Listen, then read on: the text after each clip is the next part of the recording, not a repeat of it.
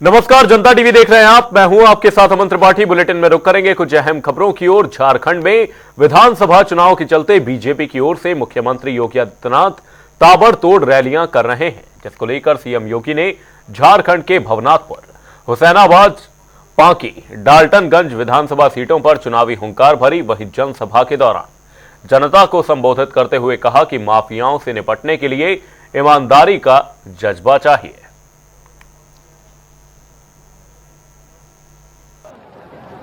Love जिहाद के नाम पर बांग्लादेशी घुसपैठी यहां आकर के जिस प्रकार का कोहराम मचा रहे हैं, झारखंड के अंदर माननीय उच्च न्यायालय को भी चिंता व्यक्त करनी पड़ी।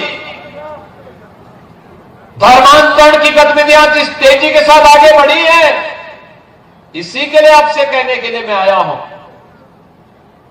क्योंकि झारखंड उत्तर प्रदेश की तरह अनलिमिटेड पोटेंशियल का राज्य है, प्राकृतिक संसाधनों से भरपूर राज्य है।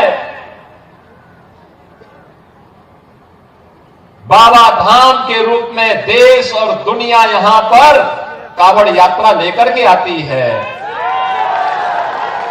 हर हर बम बम का उद्घोष करते हुए बाबा को जलाभिषेक करती है। अगर एक कांग्रेस और झारखंड मुक्ति मोर्चा और आरजेडी का चले तो ये कांवड़ यात्रा को भी रोक डालेंगे। और इसलिए बहनों और भाइयों, यूपी के अंदर पहले कांवड़ यात्रा नहीं होने देते थे। हमने कहा नहीं, कांवड़ यात्रा को कोई रोकेगा नहीं। अकेले गाजियाबाद से हरिद्वार के बीच में 4 करोड़ कांवड़ यात्री जाते हैं। पहले सरकारें नहीं होने देती थी, वो कहती थी कि दंगा हो जाएगा। हमने कहा भी एक ही बार तो होगा, बार बार थोड़ा होगा। अगर कोई दंगा करने पे तारू हो तो एक बार आर पार कर ही देना चाहिए। लेकिन कांवड़ यात्रा नहीं रुकेगी। फिर कहा गया कि ये लोग शंख नहीं बजाएंगे। मैंने कहा शंख भी बजाएंगे, घंट भी बजाएंगे और डीजे को भी बजाने की अनुमति देंगे। हेलीकॉप्टर से पुष्प वर्षा भी करेंगे। और आज आप देखते होंगे तिनका नहीं हिलता है, बहुत शांतिपूर्ण तरीके से यात्रा चलती है। बहनों और भाइयों, सुरक्षा लाने के लिए जज्बा चाहिए, जज्बा। माफिया से निपटने के लिए ईमानदारी का जज्बा चाहिए।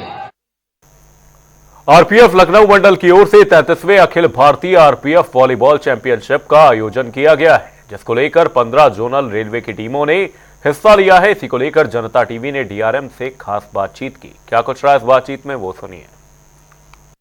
आज देश भर में जो है जो टूर्नामेंट आरपीएफ करा रही वॉलीबॉल की, लखनऊ में हो रही है आरपीएफ की। और इस टूर्नामेंट में 15 टीमें आई हैं जो लखनऊ में हिस्सा लेंगी। महिलाएं भी इसमें हैं और पुरुष भी हैं। मेरे साथ डीआरएम जो है शर्मा जी हैं। इसमें शर्मा जी से जानना चाहूँ सर, क्या है पूरा यहाँ का कार्यक्रम?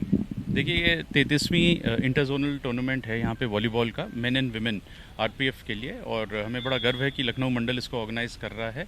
ये आरपीएसएफ वाली अकेडमी में, और करीब 405 पार्टिसिपेंट आए हैं। हर जोन से पार्टिसिपेशन है मेन और विमेन का। और अभी ये टूर्नामेंट भी चालू हो गया है। आज ये 11 तारीख है, तो 15 तारीख तक ये टूर्नामेंट चलेगा। और मुझे आशा है कि इससे बहुत अच्छी टीम स्पिरिट और स्पोर्ट्समैन स्पिरिट जो है ये जागृत होगी हमारे फोर्सेज में। सर एक चीज़ पूछ लें, जिससे जो डिवीजन से लगातार आपने दिवाली में कुछ स्पेशल ट्रेनें चलाई, छठ मेला भी भीड़ चल रही है, काफ़ी कुछ जो है समाज में ठीक भी रहा। अब स्थिति क्या, अभी तक भीड़ चल रही है, इस पर कुछ ट्रेनें चलेंगी? अभी देखिए, भीड़ चल रही है और अभी भी आज करीब 35 से 40 स्पेशल ट्रेनें लखनऊ को क्रिस क्रॉस कर रही हैं। अभी वो भीड़ है जो छठ पूरा करके लोग वापस आ रहे हैं। तो मुझे आशा है कि अगले 2-3 दिन और ये भीड़ चलेगी। और हम लोग भी तैयार हैं, अगर कोई स्पेशल ट्रेन और चलानी पड़ेगी तो हम वो भी चलाने को तैयार हैं एकदम। क्या सर ट्रेनों में कोई स्पेशल कोच भी लगा रहे हैं, एक्स्ट्रा कोचेस? जो सारी ट्रेन्स थी हमने ऑगमेंट कर दी हैं। और बाकी स्पेशल ट्रेन्स के रेक हमने रखे हुए हैं ताकि जिस क्लास में लोग जाना चाहते हैं उनको हम दे सकें। बाकी जो नॉर्मल ट्रेन्स हैं उसमें हमने ऑगमेंट कर रखे हैं कोचेस, वो भी ऑगमेंटेड चलेंगे। तो DRMSM शर्मा जिनका सीधा सा कहना है आरपीएफ जो है लगातार 15 तक कंपटीशन चलेगा और सारी टीम्स खेलेंगी और उसमें जो विजयी होंगी वो देखा जाएगा बाद में। लेकिन इतना जरूर है कि खेल की प्रतिस्पर्धा चल रही है और पूरे रूप से खेल यहाँ खेला जा रहा है। दूसरी तरफ उन्होंने पैसेंजर्स के बारे में कहा कि जो इस बार छठ की भीड़ चल रही है उसके लिए स्पेशल ट्रेनें चल रही हैं और इसके बाद ज़रूरत है ट्रेनों में कोचेज भी लगाए गए हैं और साथ में जो है अब और भी ज़रूरत पड़ेगी तो भी व्यवस्था की जाएगी। ऐसा नहीं है कि भीड़ को जगह न मिले और ट्रेनों की ज़्यादा से ज़्यादा समुचित व्यवस्था की जा रही है। कैमरा रियाद के साथ TN मिश्रा, जनता टीवी, लखनऊ। उत्तर प्रदेश महिला आयोग के अध्यक्ष डॉक्टर बबीता सिंह चौहान ने महिला सुरक्षा को लेकर अहम फैसला लिया है। महिला आयोग के अध्यक्ष के आदेश के बाद यूपी के कई विभागों में हड़कंप मच गया है। कई महिलाओं ने इस अजब गजब फरमान पर हैरानी जताई है। हालांकि आयोग अध्यक्ष ने महिलाओं की सुरक्षा के साथ साथ रोजगार से जोड़ने की भी बात कही। कई युवतियों ने महिला आयोग अध्यक्ष की सराहना की है। वहीं कुछ ने इसे एक वर्ग के साथ असमानता का आरोप लगाया है। महिला आयोग ने एक ऐसा फैसला लिया है जिसकी चर्चा सिर्फ यूपी में ही नहीं बल्कि कई अन्य राज्यों में भी हो रही है। इस रिपोर्ट में देखिए।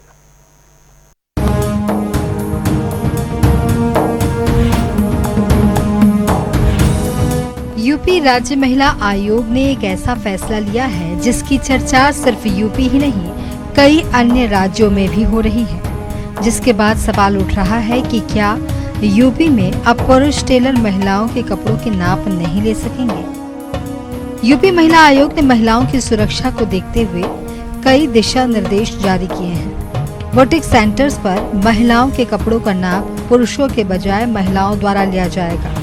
जिम और योग सेंटर में महिला ट्रेनर लगाने होंगे। इसकी CCTV से निगरानी भी होगी। यूपी महिला आयोग के अध्यक्ष बबीता चौहान ने जानकारी देते हुए बताया कि पार्लर में लड़कियों के ड्रेसअप के लिए महिला होनी चाहिए। विशेष कपड़ा बेचने वाले स्टोर में भी महिलाएं होनी चाहिए। इसके लिए 28 अक्टूबर को बैठक बुलाई गई थी। बैठक में इससे जुड़ा फैसला लिया गया है। अब आयोग ने सभी जिलों के DM, कमिश्नर और SP को आदेश लागू करने के लिए कहा है।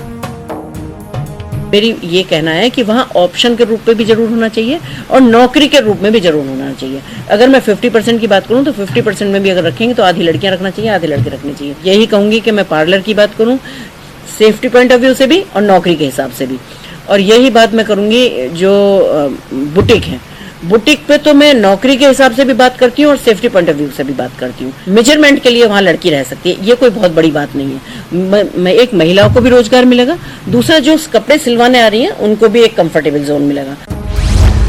महिला आयोग के आदेश की बड़ी बातें। जिम, योगा सेंटर में आने वालों की ID कार्ड का वेरिफिकेशन हो। स्कूल बस में महिला सुरक्षा कर्मी या टीचर तैनात हो।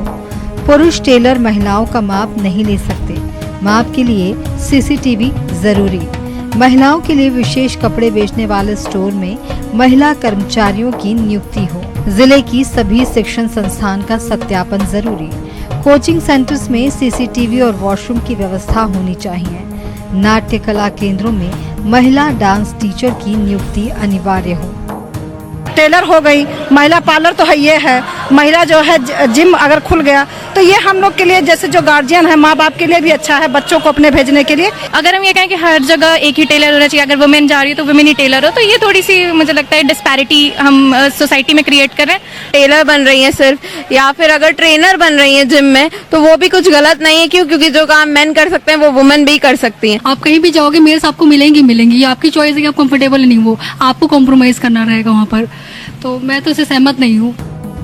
हाल ही में कानपुर में एक ऐसी घटना हुई जिसमें जिम ट्रेनर ने महिला की हत्या कर दी। ऐसे मामले भी सामने आए हैं जिसमें तलाक तक की नौबत आ गई। जिम में महिलाएं ट्रेनर होंगी तो महिलाओं को भी रोजगार मिलेगा। पुरुष टेलर महिलाओं के कपड़ों के माप के दौरान बैड टच करते हैं। ऐसी शिकायतें महिला आयोग को मिलती रही है। इसी को देखते हुए ये फैसला लिया गया है।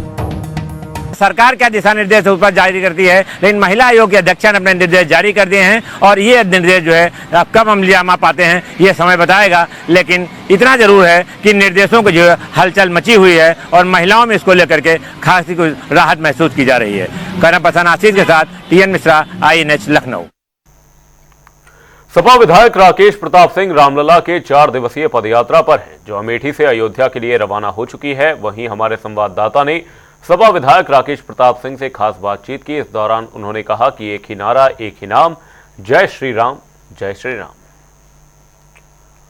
हमारे गौरीगंज क्षेत्र के विधायक राकेश प्रताप सिंह आज सब जनता के साथ राम जी की ओर जा रहे हैं। ये राम जी के पास जाने के लिए एक विशेष यात्रा है, जो पहले नहीं चल पाए, आज वो इस यात्रा में जा रहे हैं। और ये राम जी की यात्रा सनातन धर्म की यात्रा होगी और पूरे विश्व में सनातन धर्म का ही झंडा फहराएगा। जो नहीं राम के वो हमारे किस काम के। मैं वासी हसन लहरी, राष्ट्रीय कार्यकारिणी प्रदेश अध्यक्ष, राष्ट्रीय नारायणवादी विकास पार्टी, पूर्व लोकसभा प्रत्याशी अमेठी 37।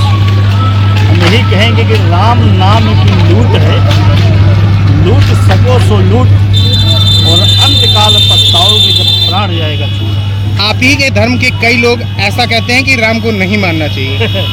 भैया ऐसा है, उनको पता ही नहीं कि राम हमारे क्या हैं। मर्यादा पुरुषोत्तम प्रभु श्री रामचंद्र जी, हृदयमयी, हृदय सम्राट हमारे प्रभु राम श्री रामचंद्र जी तो ऐसे हैं कि ऐसे हैं मेरे राम, ऐसे हैं मेरे राम, चरण कमल हृदय कमल, बार बार उन्हें प्रणाम, ऐसे हैं मेरे राम। प्रभु रामचंद्र जी हमारे तो सिगरी की दूसरी बहन भी खा ली। उनके अंदर तो जात पात की भावना नहीं थी।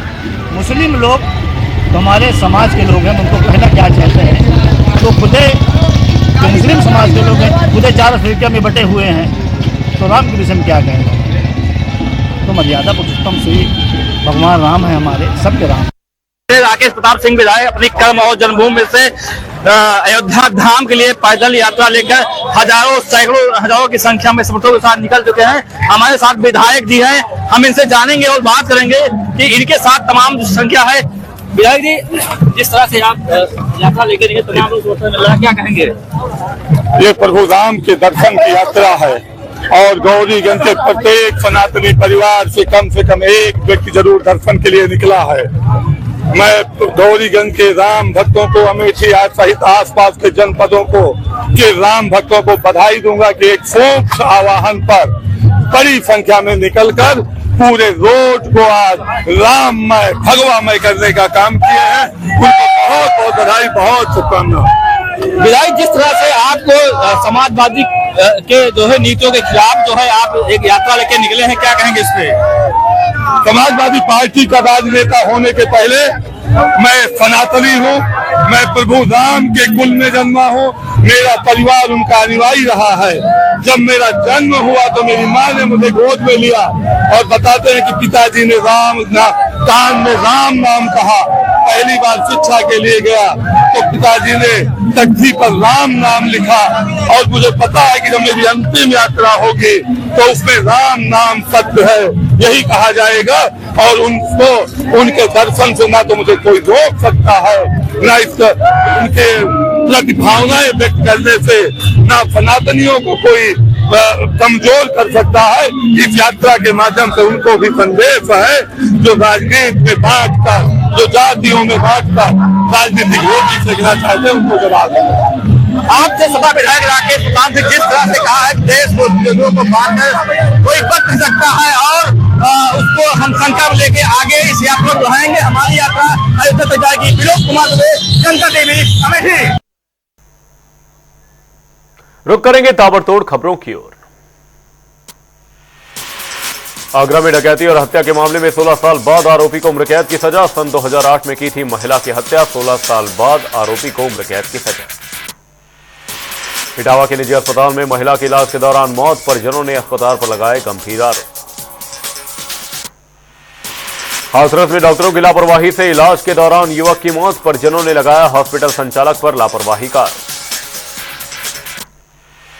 फिरोजाबाद में जमीनी विवाद को लेकर दो पक्षों के बीच झड़प, मामूली विवाद पर चली गोलियां, फायरिंग में महिला हुई घायल। मिर्जापुर में शिकार करने आए युवक, वन विभाग की टीम को देखकर मौके से हुए फरार, बंदूक छोड़कर भागे शिकारी। अलीगढ़ में सुंदर भाटी गैंग का सनसनीखेज कारनामा, गैंगस्टर ने यूपी में जज की गाड़ी रुकवाकर दी धमकी। बिजनौर में पिता ने चाकू से गोद कर की बेटे की हत्या, नशे की हालत में घटना को दिया अंजाम। महोबा में दबंगों ने युवक से की मारपीट, जमीन बिक्री को लेकर हुआ विवाद, युवकों को बचाने आई मां को लगी गोली। महोबा में देश के पहले रोटी बैंक ने बनाया आशीर्वाद उत्सव, असहाय महिलाओं को आशीर्वाद रोटी और कपड़ा देने का किया काम। सहारनपुर में सांसद इमरान मसूद के प्रतिनिधियों समेत 5 लोगों पर केस दर्ज, भूमि विवाद का मामला। फतेहपुर में 2 बाइकों में आमने सामने हुई भिड़ंत, हादसे में 3 लोग घायल, 2 की हालत गंभीर।